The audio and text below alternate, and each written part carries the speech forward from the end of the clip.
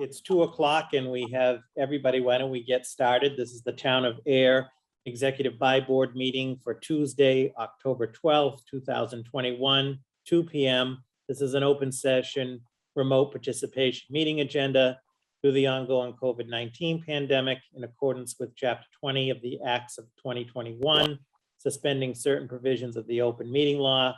Public bodies otherwise governed by the OML are temporarily relieved from the requirement that meetings be held in public places, open and physically accessible to the public, so long as measures are taken to ensure public access to the body's deliberations through adequate alternative means.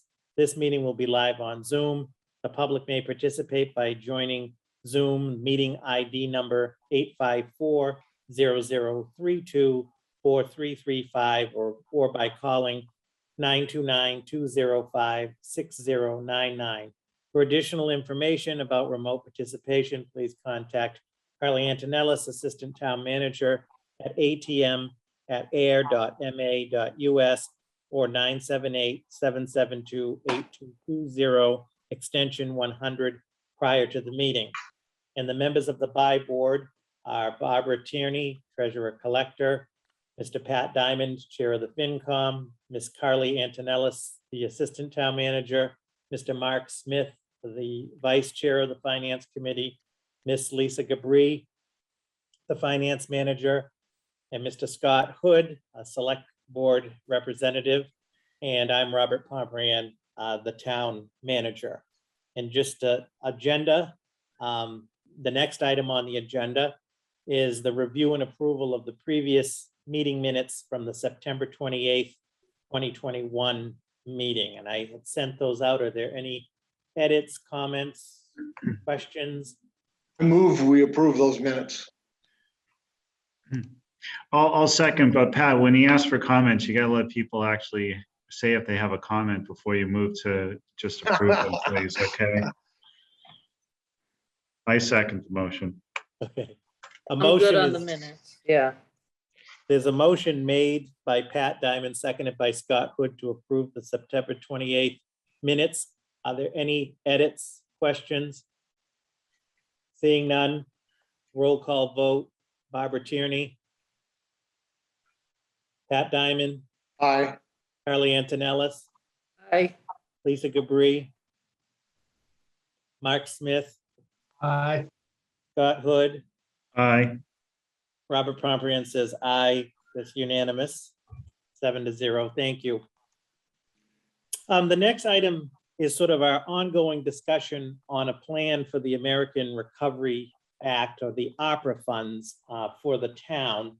And we discussed this a little bit last time. And procedurally, what we think is in order is ultimately for the By Board to come up with a recommendation on a policy plan for the use of these funds to be ultimately approved by the Select Board in the very near future. I prepared, and I just sent these to folks. I apologize, but I wanted you to have them for the shared screen.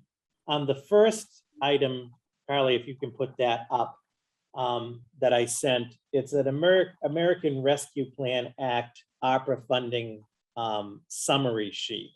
It's 2 pages that I found. Here it is.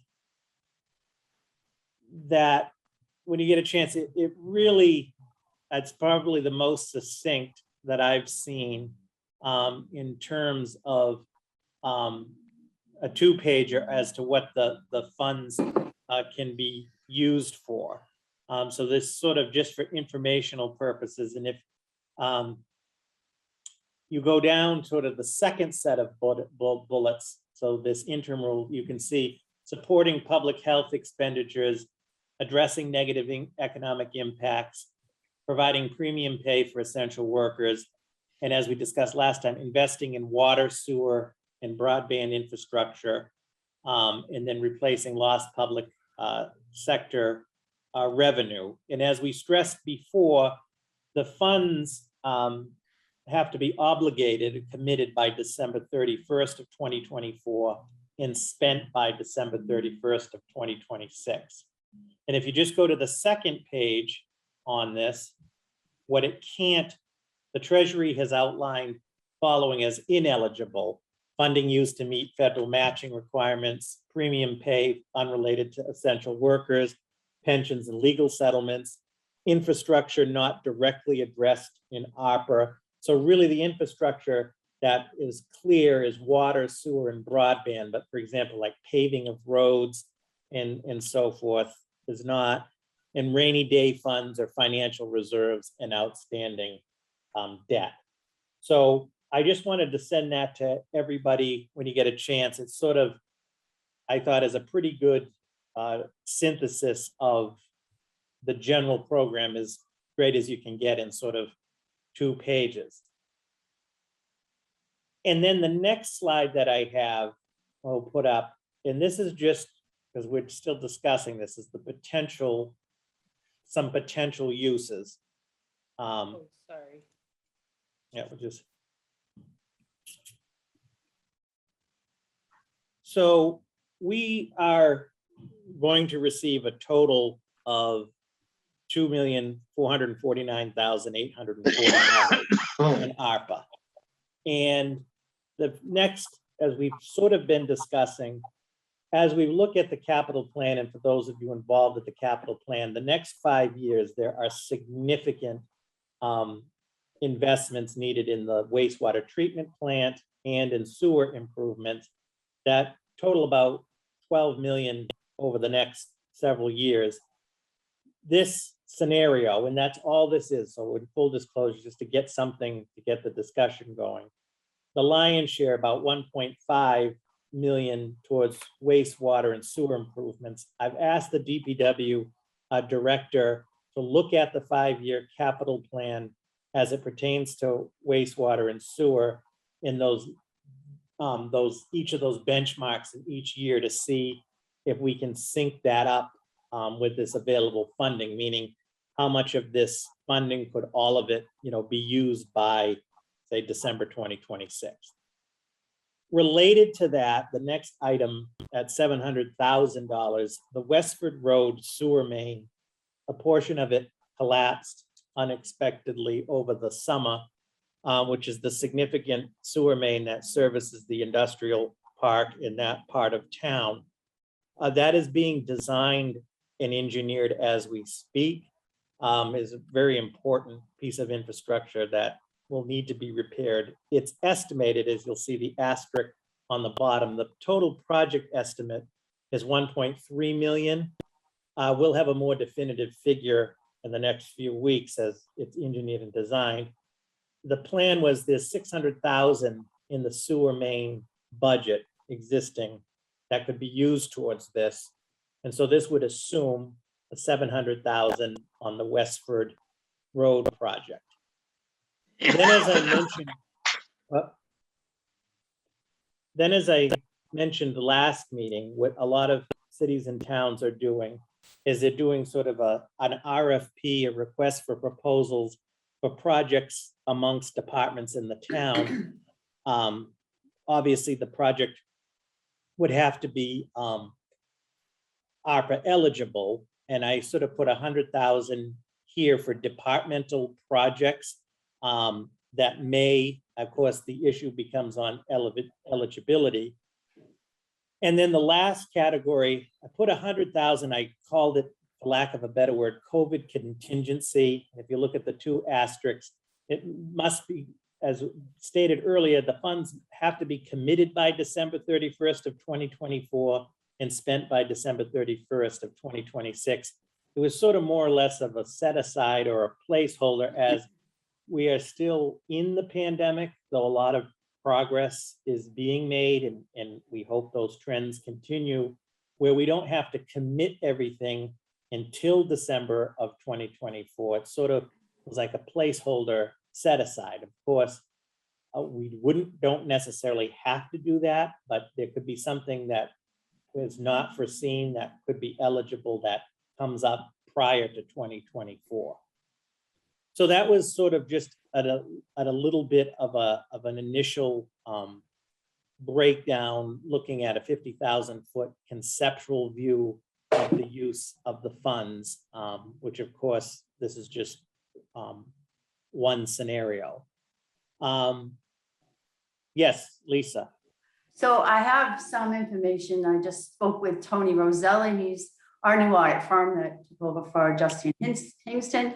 And I had sent him our revenue numbers so that he could go through the calculation for us for a revenue loss. As I suspected, Ayer does not have a revenue loss in terms of their formalized calculation. That'd be the US Treasury.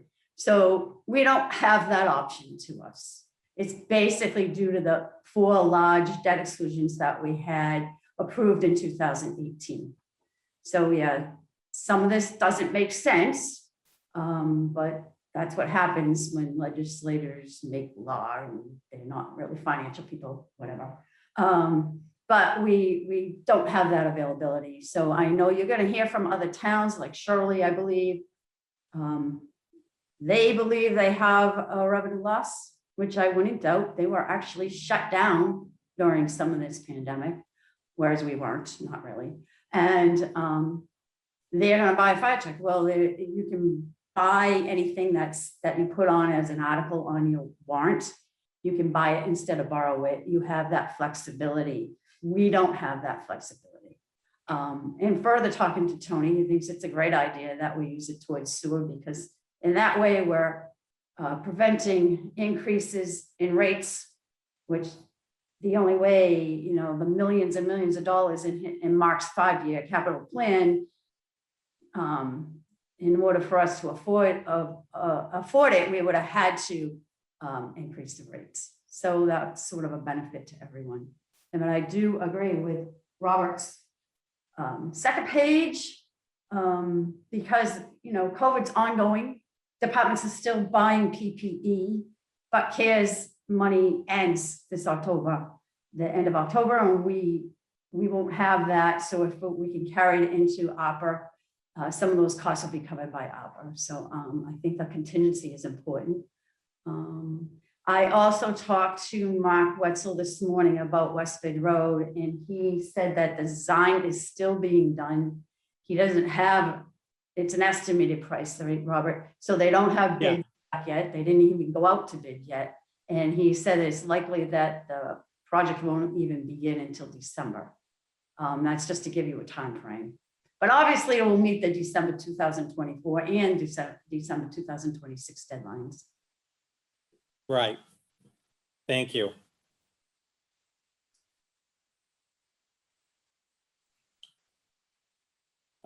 Scott Hood, and then we'll go to Robert, Mark. just to be clear, when you showed us the document earlier on that identified the funding, it looks like we were going to be receiving the funding this year, and we don't have to spend it for several years. Correct. We've already received. I just want to make sure that wasn't a hopeful vision on my part. No, so just to be clear, at the end of the day, the 2,449,840 Ayer will get. We've received a considerable portion of about half of that we've already received. So that is a known number. And you're right, Pat, per the program, it has to be formally committed by December 31st of 2024 and spent by December 31st of 2026. So there is some time, if you will. But in the meantime, how do we account for it, Lisa?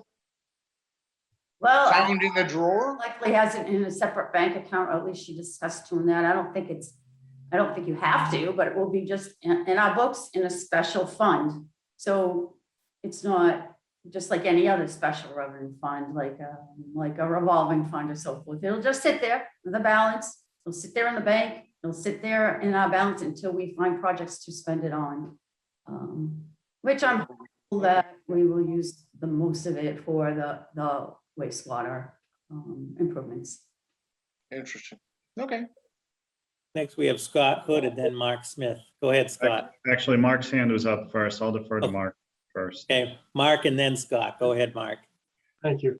Once you have so we have until 2024 to make a decision on commitment. Once you make a decision on your commitment, can you change it between 2024 and 2026? I think what the US Treasury means by obligated by December 31st, 2024 is that it's contracted or there's a PO or so forth. The plan, they say you have to come up with a plan, but it's advisable to come up with a plan. There's a lot of money involved here.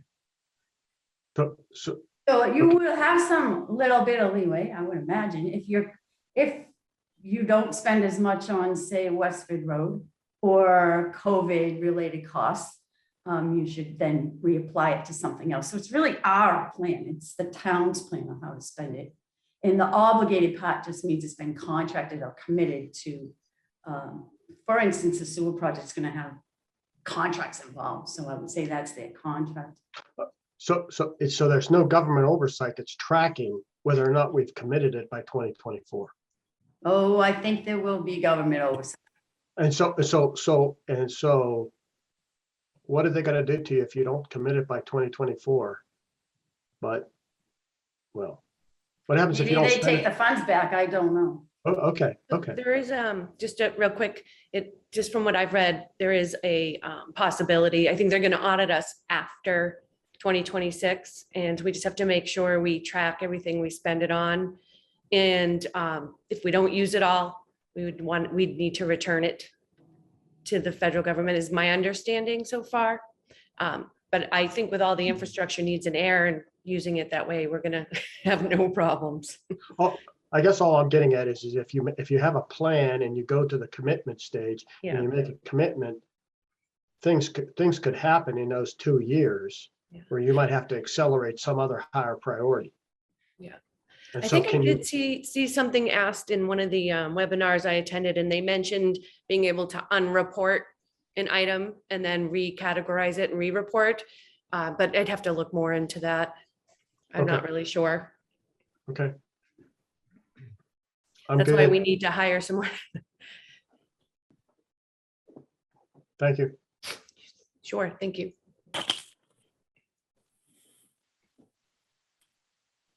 Other questions? You're, Oh, I'll ask- Scott, yes. No, that's Yep. okay. So a couple of questions. So we have received about half, and Lisa, you said that's going to go into a separate account. Is that going to be an interest-bearing account? It can be, I'm sorry. Go ahead, Lisa.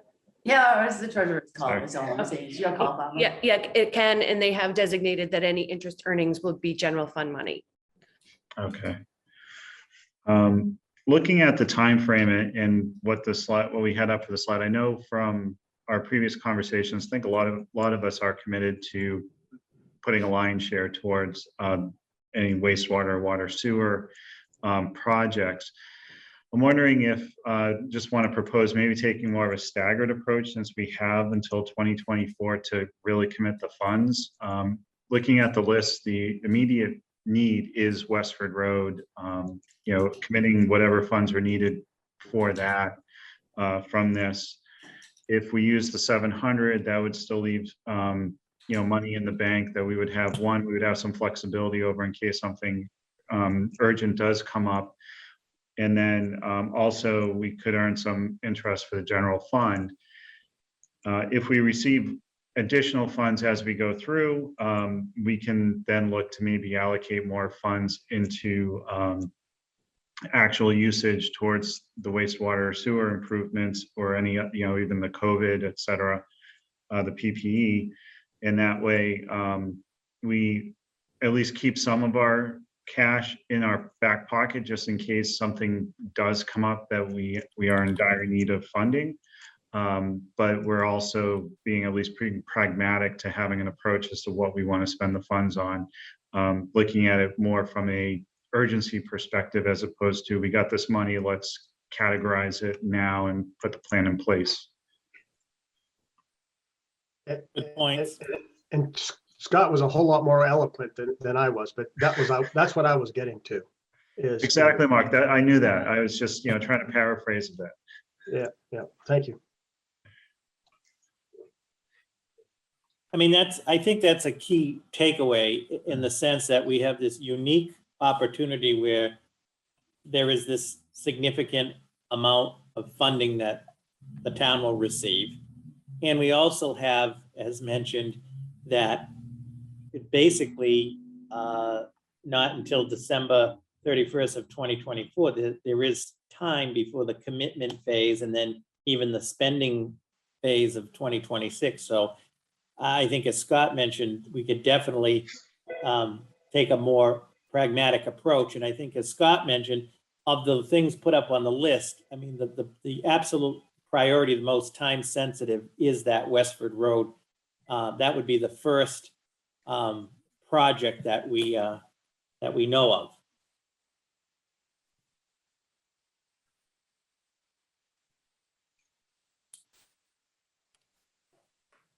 Because in looking at, just real quick, I pulled it up, and like I said, I've asked the DPW director to tie this in. If you go by the FY22 capital plan from the wastewater division, in FY23, they're looking for $750,000 for inflow and infiltration repairs, but it's in FY24, there's another $750,000 in inflow infiltration repairs and 3.5 million in the wastewater treatment plant upgrade. So that's in FY24. FY23, there's actually just one request, which is that I&I at 750,000. And the more I know it's more work, but the more I thought about it since we last met, as I mentioned, a lot of communities are doing an RFP process, amongst departments for potential projects. Obviously, they have to be ARPA eligible, but whether it would be the senior center, I'm just thinking out loud, or some other department, I think there's value to, having an RFP process to generate some other projects that may benefit the town and benefit other departments and meet the objectives of ARPA. Lisa, you're muted.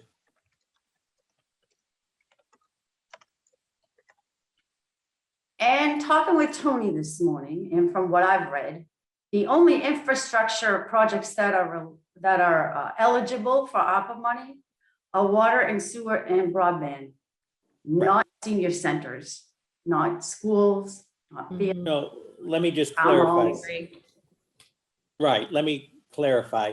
I wasn't necessarily saying infrastructure in other departments. Other departments may have a project or something, whether it's a service or a program, that would fit ARPA, hence the RFP. You're right that the infrastructure is very narrow in that it's water, sewer, broadband, but I'm just thinking across departments. And I think two things for this group to think about, you don't have to have an answer today. Some communities have also opened up the RFP process to nonprofits that have to meet a whole series of requirements as a bona fide nonprofit. And then also the question is, would we include any potential program from the regional school district? And again, just questions, not necessarily looking for answers, but things to think about. I know that the regional school district is a separate entity and so forth, but if there's a project or so forth.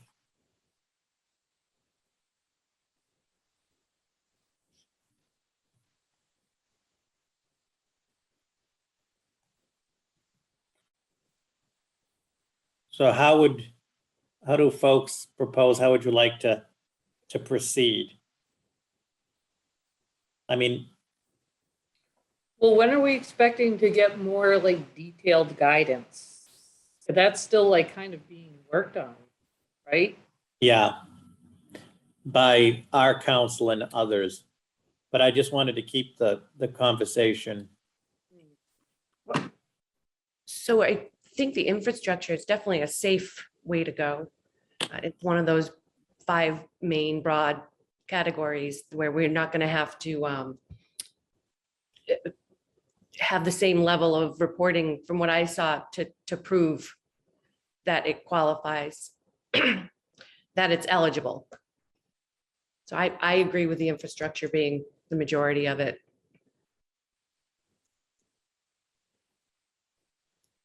I do like Scott's approach of this more pragmatic approach, meaning we have this money, if you will.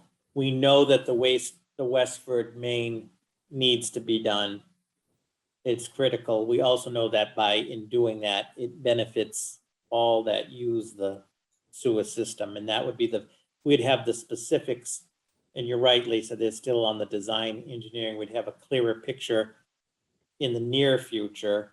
And a project timeline, this would be the first one to probably commence at the latest in March, leaving everything else that I think should definitely be in an interest-bearing account, as Barbara mentioned, especially since the interest would go towards the general fund. I could further develop, I know we just had a meeting, what's less than 2 weeks ago, for our November meeting, which is November 9th, take a first pass at a draft on a potential RFP program for you all to look at, to consider. I mean, that's not going to be the lion's share, but I think it's an important piece of it. And hopefully also by November, we will have more clear guidance on all of the other intricacies of the opera. Does that seem like a fair sort of approach? It does, Robert, but I have one question. Do we need to have town meeting approve and have this on a warrant for expenditure? Do we need to do that for these funds? No. That offers a little bit more flexibility then, doesn't it? Yeah, I mean, I think just to be clear, right, I think, and we all agree, the goal is to have this group, the buy board, sort of put together the recommended plan, the recommended policy, and then when that's all ready, then have that go to the select board, for further discussion and ultimately their approval. And in doing that, hopefully also, get, more public word out as well on it, but it does not require a town meeting. Mark? No, you're asking how to do this. So my suggestion would be that you, and not to make work for somebody, but along with the budgeting cycle, you add this to their list of things to think about that may be outside of what they want to budget for. So if you can kind of ask the question, if you had additional funds, what improvements would you like to make? Or somebody could think of it as, oh, if we had another $50,000, we could do this. Or we could improve this. I think that's a good idea, Mark. I think the concern is trying to frame it. We have to frame it in a way where they understand what the restrictions are on usage. But I think it's worth trying to put something together that will send that message of, we have funds we want to make available to you, but these are the parameters that they have to be used in. Correct. Yes, sir.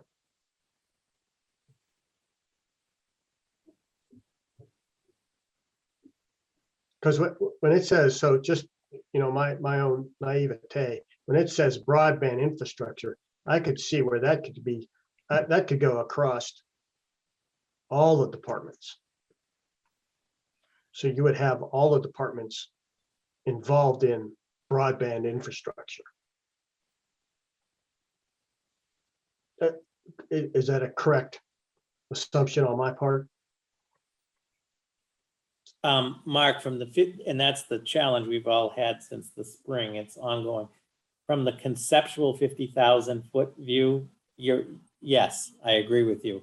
The challenge is the detail, as mentioned, is over 97 pages of 10-point font, regulatory, and that's what I meant with, we have town council, and we're not the only town that has town council looking at this. So I think to Scott's point, and also to you, it's something we can think about, because we always look to the buy board as well for guidance in putting the budget directive together, which goes out in December. there could be some value to having this in the directive. I think the key is, though, which we don't have all the pieces yet, but we could, as Scott is mentioning, that it's communicated in a way that there is this funding available. However, it can only be used, specifically in this sense as part of the process. Could you put out, so this information is readily available to the public, correct? So Yes. you can put out an email to all the managers, directors within those departments and sort of say, hey, listen, this is what's coming down the road. You may want to, over your lunch break, take a look at these websites and get familiar with what may be available to you in the next couple of years. Yeah, I think, I don't disagree. Two things, and I have a department head meeting coming up this week. One is, yes, we need to get the department heads more informed and more involved in this opportunity. And also, as Lisa mentioned, and not to get off, as Lisa had mentioned earlier, also departments playing more of a role in interfacing with the ARPA folks as we move forward, because there is going to be an enormous amount of reporting, as Barbara and Lisa mentioned. And one of the things we're looking at with some other towns is the concept of having a regional service to do the reporting and the auditing. I know that's sort of the back end of things, but there's a lot of involved in that. So we could definitely take a look at that, to your point, Mark, with the departments as far as familiarizing with the program. I think our ultimate goal, we're on the same page, we want to keep this moving too, because before you know it, it will be 2024. I mean, but I'm saying at some point we want to have a plan. Scott. My suggestion for today's meeting is, and I guess I'll make a motion that we make a recommendation to the select board to utilize the ARPA funds for the Westford Street sewer project. And then kind of do that as our first step. Another step, which won't be ready to go to the select board for a while, would be including the information in the capital planning directive for fiscal year 2023. So, really kind of lay out stepping stones over the usage of it. But we know right now that the Westford Street sewage project needs to be done. So let's at least bring that into the select board. And also at that meeting, whenever we make the recommendation to the select board, when we have the numbers for the project, we can also touch upon the possibility of using it towards capital planning within the certain parameters, and at least have a public discussion around the restrictions for the usage of the funds. Okay. That's a motion, Scott. I'll second it. Thank you, Pat. So a motion has been made by Scott Hood and seconded by Pat Diamond to recommend to the select board to utilize ARPA funds for the Westford Road sewer main repair and for, Scott, help me out on the second, so I get, and for the capital planning. Including it in capital planning directive for fiscal year 23 as a possible source of funds for eligible projects. That already go out though. I think he means the budget Oh, directive. sorry, right? budget. Oh, okay. Somebody said capital planning before. That's my bad. So just to so we're all on the same page. Again, motion made and seconded to recommend to the select board to utilize ARPA funds for the Westford Road sewer main replacement and to include ARPA funding in the FY23 budget directive, meaning, and we have to further develop that. That's the motion. And it was made by Scott Hood, seconded by Pat Diamond. Any questions on the motion? No. Seeing none, we'll do a roll call. Barbara Tierney, Aye. Pat Diamond, Aye. Carly Antonellis, Aye. Mark Smith, Aye. Lisa Gabri, Aye. Scott Hood, Aye. Robert Pomerantz says aye.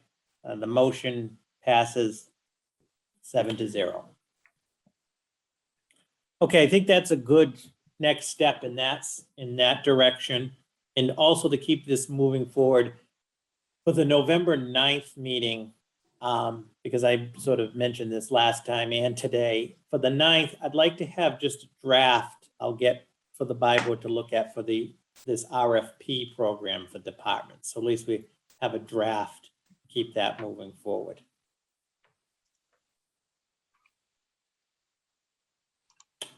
Okay. Anything else on the opera funds at this time? I know this will sort of be a standing item as we move along.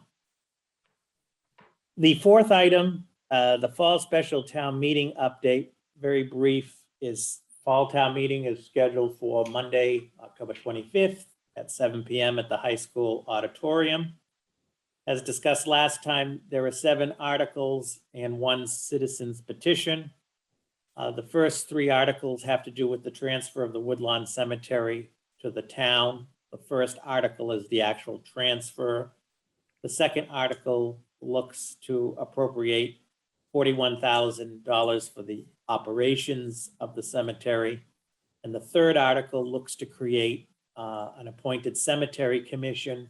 And under state law, as I mentioned, it needs to pass town meeting.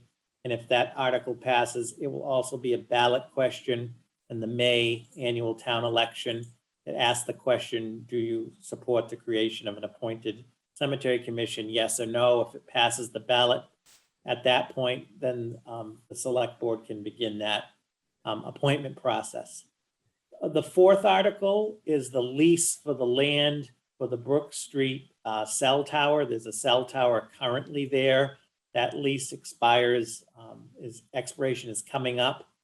It needs to be renewed. And in Massachusetts, it has to go through the competitive bid process. We anticipate that SBA, the company that has the tower, in the end will probably be the one continuing the tower, but we have to go through this process. It was a 20-year lease, and over the last 20 years, it's generated about almost over $900,000 in revenue to the town. So Article 4 authorizes the select board to renegotiate the lease. Also, the lease has to go through a procurement process. Article 5 is the Community Preservation Committee has an article to update their 5-year plan and looking to use funding for that. I think it's $15,000 on that. The next Article 6 is a CPC article that looks to put funding towards the Ayer Shirley Regional High School field and track project for $300,000 from the open space category. That application has gone through the CPC. And CPC will, by town meeting, have held the public hearing and so forth on that. Then Article 7 is a fertilizer use bylaw article recommended from the Conservation Commission. Then there is a citizen's petition after that to make a zoning change at the property that across from All Town Fresh on Harvard Road, used to be the little Exxon station, to make a zoning change there. So it's a relatively small warrant as far as town meeting goes, and the majority really, as you can see, is not much on a financial impact. Are there any questions? And the warrant was posted on Friday, so it's pretty straightforward. Okay. Any new business that the Bi Board has for future meeting or future agenda?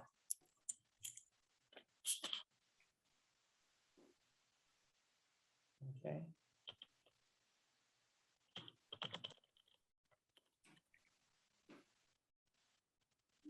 Robert, Scheduling. Robert, there's a question in the chat.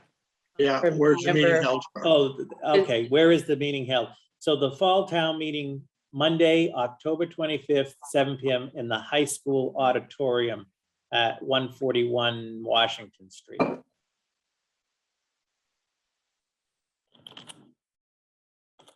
Okay, our next meeting for the schedule will be November 9th at 2.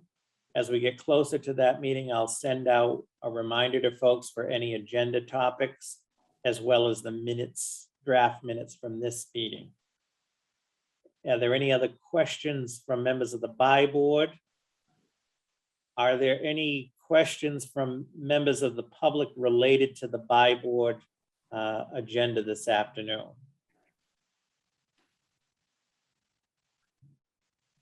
Okay, seeing none, we're at the end of the meeting. Is there a motion to adjourn? Move, we adjourn. Second. Motion made by Pat Diamond, seconded by Scott Hood. Roll call, Barbara Tierney, Aye. Pat Diamond, Aye. Carly Antonellis, Mark Smith, Aye. Lisa Gabri, Aye. Scott Hood, Aye. Robert Pomperian says aye. The BI board is adjourned at 2:42 PM.